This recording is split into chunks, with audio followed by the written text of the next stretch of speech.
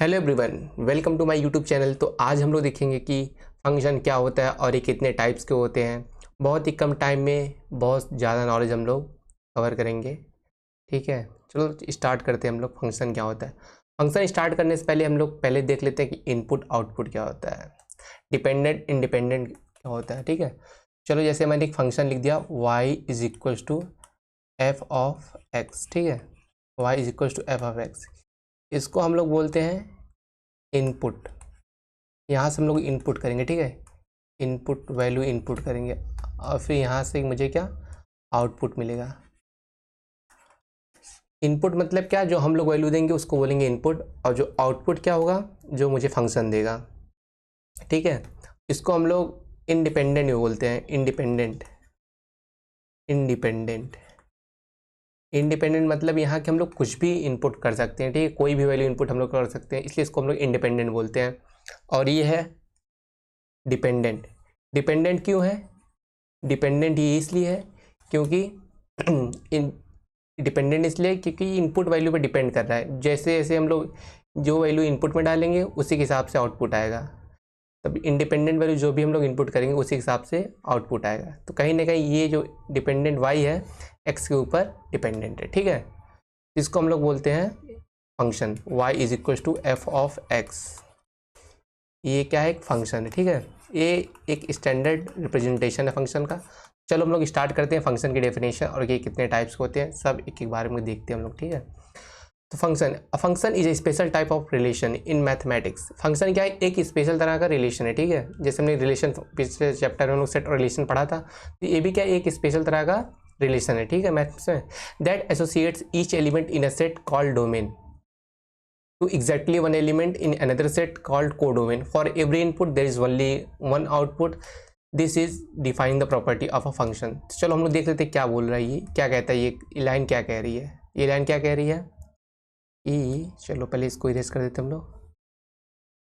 इसे मान लो दो रिलेशन है। ठीक है, दो सेट है ए और दूसरा बी। ठीक है, इसमें कुछ वैल्यू होंगे 1 2 3 4, इस हिसाब से 6 7 8 9। तो ये कह रहा है कि क्या कह रहा है, देखो each element in a set called domain. तो मतलब जो ए में होगा, सेट ए में, इसको हम लोग डोमेन बोलेंगे। डोमेन, जो एसोसिएट वैल्यू रहेगी उसको डोमेन बोलेंगे। ठीक है, डोमेन बोलेंगे। और जो आउटपुट आएगा उसको बोलेंगे कोडोमेन। आउटपुट को बोलेंगे कोडोमेन। ठीक है, इनपुट को बोलेंगे डोमेन और आउटपुट बोलेंगे कोडोमेन। और एक कंडीशन क्या है कि जो डोमेन में जितनी ए सेट ए में जितनी वैल्यू है सब वैल्यू एसोसिएट होनी चाहिए बी में, मतलब कोई वैल्यू छूटनी नहीं चाहिए। ठीक है, ये भी सब वैल्यू एसोसिएट होनी चाहिए। अगर कोई भी वैल्यू एसोसिएट नहीं हुई तो इसका मतलब फंक्शन नहीं है। ठीक है, तब वो फंक्शन नहीं रहेगा। चलो मैं स्टार्ट दिखाता हूँ आपको। जैसे कि मान लो ये इससे एसोसिएट हो गया, ये इससे हो गया, ये इससे हो गया, और सब यूनिकली होना चाहिए। ऐसा नहीं कि 1 2 से भी 1 6 से भी एसोसिएट है और 7 से भी एसोसिएट है, तो ऐसा पॉसिबल नहीं है। ठीक है, अब ऐसा नहीं कि इनपुट हम एक कर दे रहे हैं और आउटपुट दो आ रहे हैं, दो डिफरेंट, तो ये तो पॉसिबल ही नहीं ना। तो मतलब फंक्शन होगा ही नहीं। अगर फंक्शन पहचान करने के दो तरह से हम लोग पहचान सकते हैं फंक्शन को। एक सिंगल इनपुट पे एक यूनिक आउटपुट आना चाहिए। ऐसा नहीं कि एक ही इनपुट पे दो आउटपुट आ रहे हैं। अगर दो आउटपुट आ रहे हैं मतलब फंक्शन है ही नहीं। और दूसरी कंडीशन क्या है कि सेट ए के इनपुट के सारे डोमेन सारे वैल्यू एसोसिएट होनी चाहिए। ठीक है, तभी ये फंक्शन होगा। ये डिफिनेशन हो गई, ये हमने बता भी दिया है। अब function f from set A to set B is written as, ये क्या है, इनपुट है और ये आउटपुट। अब देखिए दूसरी लाइन क्या करे, the two essential condition for the relationship to be a function are, जो मैंने दो मेन बातें बताई थी। Every element in a domain must be assigned an output. जैसे हमने बताया ना कि सभी वैल्यू को असाइंड होना पड़ेगा आउटपुट वैल्यू से, तो देखो सब असाइंड है तभी ये फंक्शन हो पाएगा। ठीक है, दूसरी लाइन क्या है, the function must be defined for all inputs in A. दूसरी बात क्या है, each element in a domain must be assigned to the only one output. ऐसा नहीं कि एक इनपुट से दो आउटपुट आ जा रहे हैं, एक इनपुट से केवल एक आउटपुट आना चाहिए। मतलब एक डोमेन से केवल एक कोडोमेन। हमने बताया ना कि सिंगल वैल्यू से एक वैल्यू से केवल एक वैल्यू एसोसिएट होना चाहिए, ऐसा नहीं कि 1 से 6 भी आ रहा है 7 भी आ रहा है, तो ये गलत हो जाएगा, तो ये फंक्शन डेफिनेशन फॉलो नहीं करेगा। तो ये थी मेन दो बातें। An input can not have two different outputs, जो मैंने बताया। अब नेक्स्ट देखते हैं, अभी तो थ्योरेटिकल देखेंगे, बाद में हम लोग देखेंगे कि कौन सा, कैसे हम लोग किस फंक्शन को पहचानेंगे, कौन सा फंक्शन। देखो फंक्शन दो तीन तरह के होते हैं, टाइप्स ऑफ फंक्शन।